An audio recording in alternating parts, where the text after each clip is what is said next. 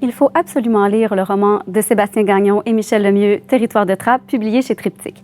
Il s'agit d'un western, mais comme ça se passe dans le nord du Lac-Saint-Jean au début du 20e siècle, on peut appeler ça un western du Nord ou un nord-western, comme le disent si bien les auteurs. Inspiré du western spaghetti, c'est une histoire de vengeance dans un territoire hostile, en plein hiver, où les personnages, à la morale douteuse, nous font douter aussi des notions de bien et de mal. Comme les descriptions ne nous épargnent absolument rien, c'est un public averti et avisé qui s'aventurera avec volupté dans le territoire de Trappes, ou plus précisément dans un village décadent, malsain, où le maire viole les jeunes filles et où le curé n'est pas fiable non plus. Dans un tel contexte, tout peut arriver et tout arrive, effectivement. Le feu qui dévore les mots de sa fille s'étend aux entrailles de Léon. Le cahier, en finissant de se consumer, devient une belle métaphore du tas de cendres qui est devenu la vie du trappeur.